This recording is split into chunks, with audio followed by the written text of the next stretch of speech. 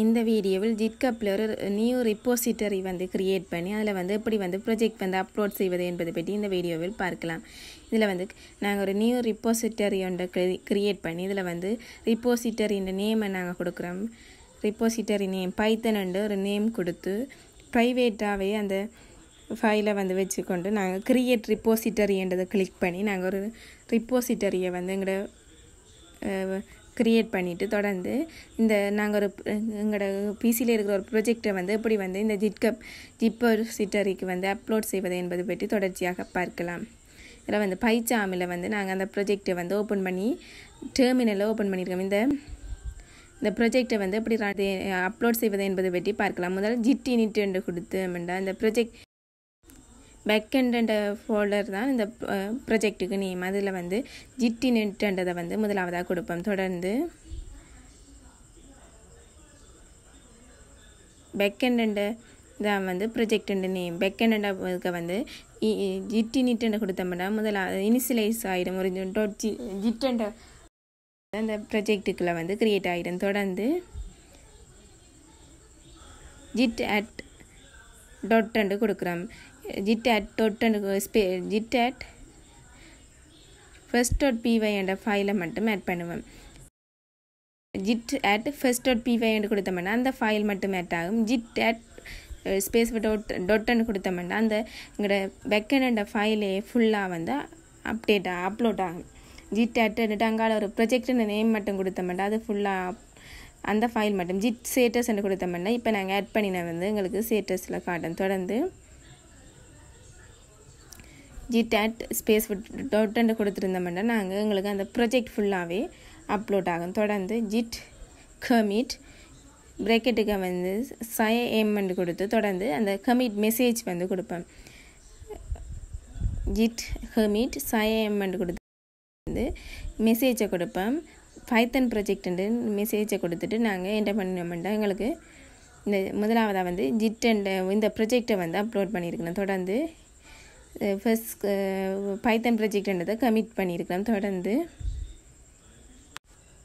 git branch main என்று கொடுத்தோம்னா எங்களுக்கு வந்து இப்போ இந்த மெயின் என்ற பிரான்ச் வந்து இருக்குது. இதில் வந்து டிஃபால்ட்டாக வந்து மெயின் என்ற பிரான்ச் இருக்குது. தொடர்ந்து git remote at origin என்றுட்டு அங்கால வந்து எங்களோட repository லிங்கை வந்து கொடுக்கணும். அதுதான் வந்து git branch at origin அங்கால வந்து repository லிங்க் தான் எங்களுக்கு இந்த ப்ராஜெக்டில் வந்துருக்கு. அந்த லிங்கை வந்து கொடுத்துருக்குறோம். இல்லாட்டி repository லிங்கை வந்து நாங்கள் கொடுத்துருக்குறோம். தொடர்ந்து git push அங்கே வந்து git push origin main என்று கொடுத்தோம்னா எங்களுக்கு நாங்கள் இப்போ ஆட் பண்ணின ஃபைல் வந்து எங்களோட அந்த repository-க்கு வந்து புஷ் அப்லோட் ஆகும். தொடர்ந்து இப்படி தான் வந்து எங்களோட github ப்ராஜெக்ட்டுக்குள்ளே வந்து நாங்கள் எங்களோட ப்ராஜெக்டை வந்து அப்லோட் பண்ணுறது. தொடர்ந்து நாங்கள் ப்ராஜெக்டுக்குள்ளே போய் பார்த்தோம்னா எங்களுக்கு வந்து நாங்கள் பேக்கெண்ட் ஃபைலுக்கு இருக்கிற எல்லா ப்ராஜெக்ட் பேக்கெண்ட் ஃபோல்டருக்கு இருக்கிற எல்லா ப்ராஜெக்டும் வந்து அப்லோட் ஆகிட்டு இப்படி தான் வந்து githubல வந்து ப்ராஜெக்டை வந்து அப்லோட் பண்ணுறது. தொடர்ந்து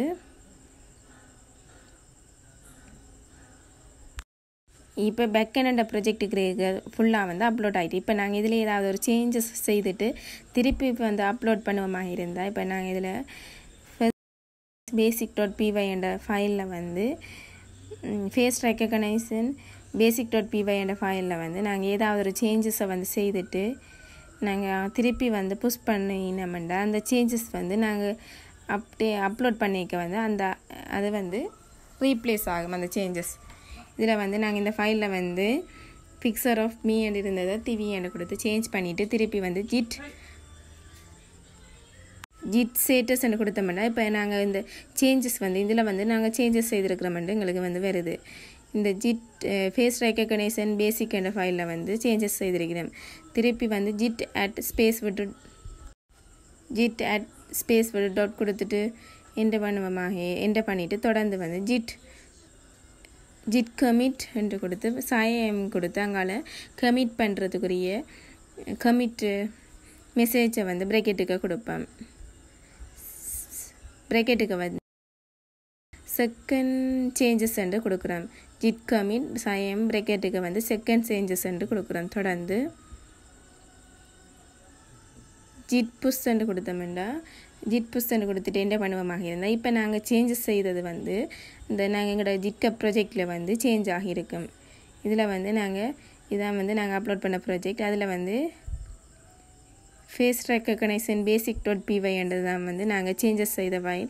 அதை வந்து ஓப்பன் பண்ணி பார்ப்பமாக இருந்தால் அதில் வந்து நாங்கள் சேஞ்சஸ் செய்ததை வந்து பார்க்கக்கூடிய மாதிரி இதில் வந்து it is picture of me என்று இருந்ததை வந்து it is picture of TV என்று சேஞ்ச் பண்ணியிருக்கிறோம். இப்படி வந்து ஜிட்கப்பில் வந்து நாங்கள் ப்ராஜெக்டை வந்து அப்லோட் பண்ணி திருப்பி வந்து நாங்கள் சேஞ்சஸ் செய்யவும் அதை வந்து திருப்பி வந்து புஷ் பண்ணி அதில் வந்து அப்லோட் பண்ணி கொள்ளலாம்.